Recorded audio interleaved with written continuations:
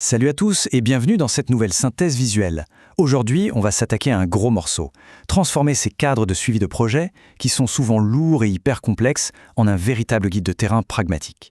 L'idée, c'est d'avoir une méthode structurée, étape par étape, pour enfin mesurer le véritable impact de vos projets de conservation de la biodiversité. Parce qu'il faut se le dire, prouver qu'un projet a vraiment sauvé une espèce ou protégé un habitat, c'est extrêmement difficile. Mais, comme on va le voir ensemble, mesurer cet impact n'est pas juste une corvée administrative de plus. C'est en fait un outil surpuissant pour adapter vos stratégies en temps réel. C'est littéralement la clé de voûte pour réussir n'importe quelle initiative de préservation. Au menu aujourd'hui, voici notre feuille de route. On va commencer par l'état d'esprit nécessaire, la fameuse culture des résultats, avant de dérouler nos 5 grandes étapes d'action. Planifier, choisir ses indicateurs, collecter les données, les visualiser et enfin évaluer et agir. Allez, on plonge dans le vif du sujet. On démarre tout de suite avec le fondement essentiel de tout ça, la culture des résultats. Avant même de toucher à un tableur ou de choisir le moindre indicateur, il y a une condition non négociable. Si vous êtes gestionnaire, vous devez absolument bâtir une culture où identifier les problèmes et changer de cap n'est pas vu comme une faiblesse, mais comme une force incroyable. Si votre organisation ne tolère pas l'échec, devinez quoi? Les mauvaises données seront cachées sous le tapis et il sera totalement impossible d'apprendre de ces erreurs. Ce qui nous amène directement à notre première véritable étape sur le terrain, planifier l'impact. Vous débutez dans la gestion de projet et vous vous sentez submergé? Pas de panique, la méthode POACT est exactement ce qu'il vous faut. C'est une démarche géniale pour trancher dans le vif. Elle vous aide à clarifier votre problème, à fixer des objectifs ultra précis et à évaluer vos alternatives en toute conscience. C'est un peu votre boussole pour faire des choix clairs et mesurables. Et c'est là que la hiérarchie des objectifs devient fascinante. Regardez comment tout s'emboîte. Votre projet ultra local, disons la restauration de 2000 hectares, n'est pas isolé. Il alimente directement une grande théorie du changement à l'échelle mondiale, comme la stabilisation des éléphants en Afrique. C'est ça qui permet d'agréger les résultats et de donner du sens à l'action locale. Passons maintenant à l'étape numéro 2, le choix de vos indicateurs.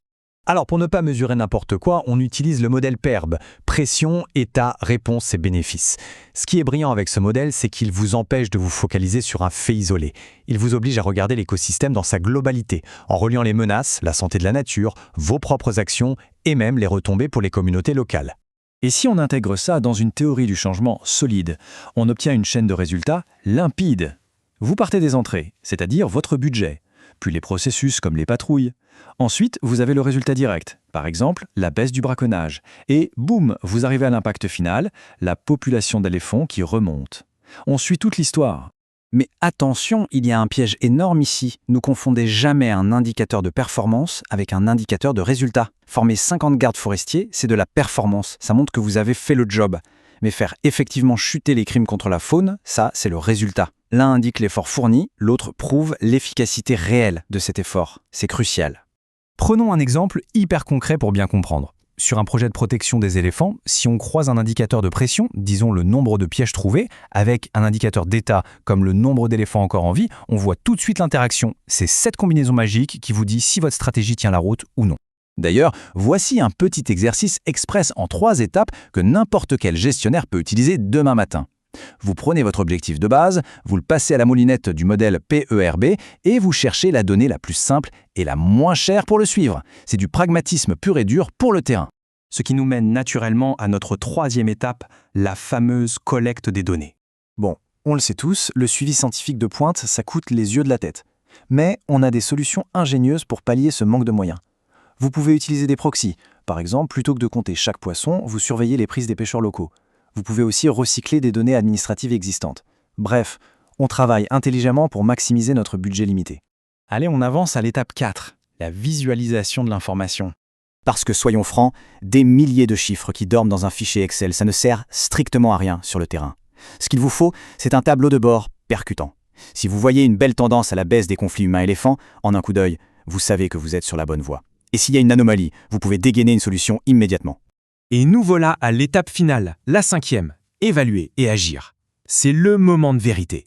C'est ici qu'on boucle la boucle pour atteindre le but ultime, la gestion adaptative. Vos données vous montrent qu'une stratégie patine, vous ajustez le tir. À l'inverse, une méthode fait des miracles, vous la répliquez et vous la passez à grande échelle. Fini de naviguer à l'aveugle. Maintenant, on pilote avec des preuves tangibles. Mais alors, comment être sûr à 100% que c'est votre projet qui est responsable d'un succès écologique et pas juste le hasard? C'est là qu'entrent en jeu les 3 C de l'attribution. le contrefactuel, le contexte et la comparaison. Ça vous offre un cadre en béton armé pour prouver scientifiquement ce qui se serait passé si vous n'étiez jamais intervenu.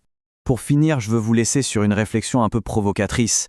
Si on veut sincèrement protéger notre planète, on va devoir faire preuve d'une transparence radicale.